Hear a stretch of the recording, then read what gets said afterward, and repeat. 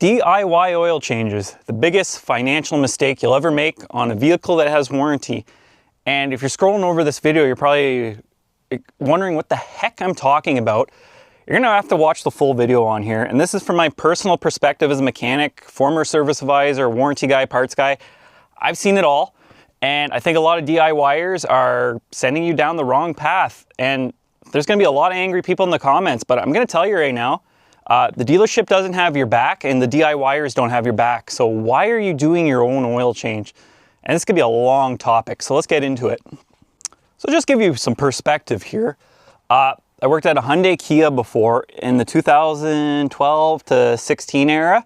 And that's when the whole GDI engines, the 1.8 liters, had the pistons coating issue. And the OEM knew full well that it was a piston coating issue. And she still, or I say she, the manufacturer still denied people's warranty for oil because of oil changes. Sorry, can't ever say no to a puppy. So I remember being at the front of it and being like, holy cow, they know there's a defect with this engine and they're doing everything they can possibly to get out of paying. And then at that moment, I had the realization that all manufacturers are going to do this. It doesn't matter who makes it. They will do anything to weasel out of paying warranty. These vehicles, and people don't want to admit it, are designed to fail outside of warranty. So there's some great videos out there of the engineers talking to YouTubers, and they are confirming the same thing. So as much as you trust the manufacturer, you really need to stay on top of things. And in the comments, I see a lot of DIYers are like, I don't trust anywhere doing my oil change. So they so they do it themselves. The problem is you got no way to track that paperwork. It's very, very hard. And yes, you can buy the fluids, you can buy the filter, you can take a picture of your damn odometer. And the problem is a lot of people will pen in the mileage on the paper, and that's not enough. That's not enough. You need to have an accredited place, do your oil change to protect your warranty. And time after time, I've seen the mistake. I've seen the mistake where people do that and they're denied their warranty on like a $10,000 engine. It's just not right. So I've been reading that Dodge, Chrysler, Fiat, oh, here she comes. They plan on increasing the warranty to 10 years, 100,000, whatever. So tell me, are you able to keep your documents perfect for 10 years straight? Because the thing is, if you go over by 1 month or you go over by a couple hundred kilometers, you're damn right they're going to do everything in their power to deny your warranty. And in your mind, it's not right, but that's what they do. That is what they do. And if you have a hard time understanding that concept, I feel sorry for you. The dealer is not your friend. They're a business. They're there to make money. At the end of the day, 1 or 2 people getting hurt or losing on their warranty isn't going to affect them. And you hear it from all the OEMs, and it's so bad across all the dealerships right now. I say dealerships, I should say manufacturers, that there's no right way. You hear things about like guys with the Toyota GTR or whatever the hell it is, they go race it once and their warranty's void. Or it catches fire. The stupid things, they're doing anything they can to weasel out a warranty. It's across the board, it doesn't matter. And the only protection you have is thorough documentation, which has to be done by another vendor. Doing it yourself, in my opinion, is not strong enough.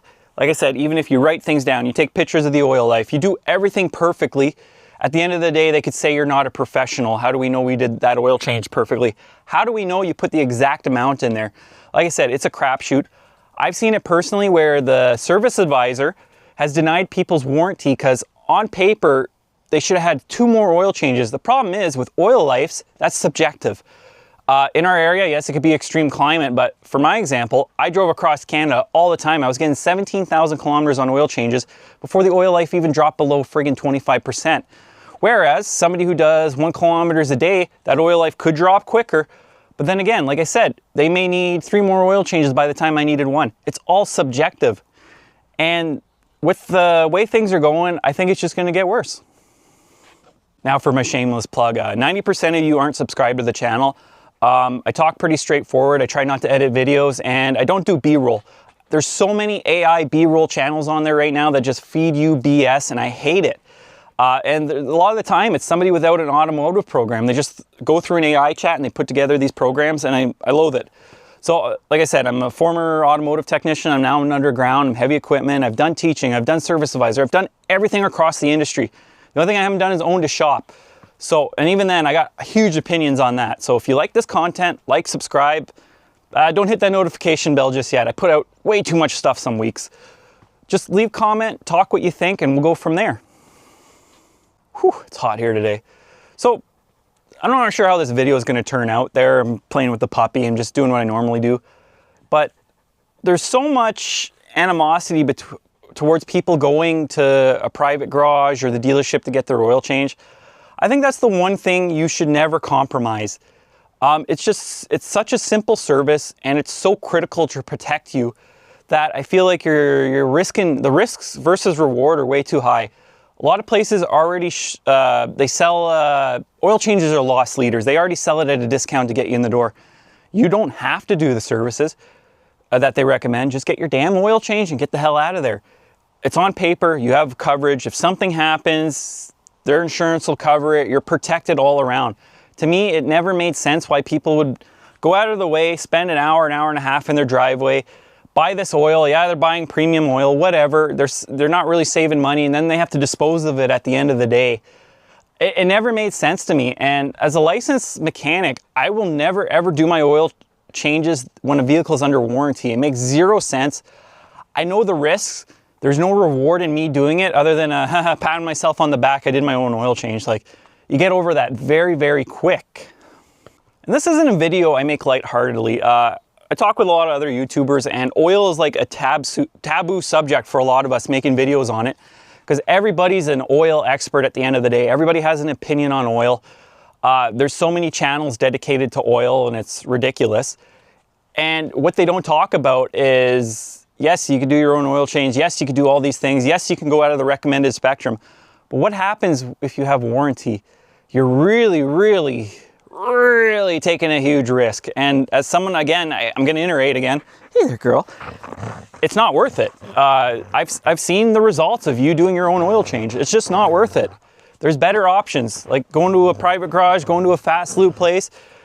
And if you're worried, stand by them. Check the work as they do it. Make sure everything's tight. That's a whole other video for another day. But right now we're focusing on the warranty aspect.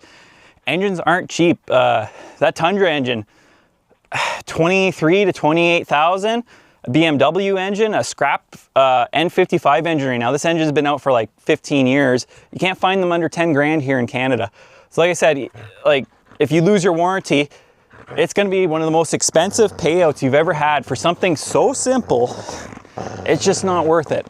So whatever you get from this video, maybe reconsider what you're doing at home, because you could be the best documentary in the world, and they can just say no. They can say no at the end of the day, and what recourse do you have? You can go the legal route, but then you're going to be taking time off work. You're going to be stressed. You're going to lose so much money that they're hoping, and they're not praying. They know that you're not going to do it, because it's going to become a point where it's just not worth it in your mind, even though you should pursue it. I remember all the Hyundai engine owners, the 1.8 liters there, they fought and fought and fought, and eventually they did get it. But like, I'm telling you right now, don't trust the dealership. Or sorry, I shouldn't say dealership. They're part of it, but don't trust the OEM manufacturer for vehicles. They are looking out for themselves. They're not looking out for you.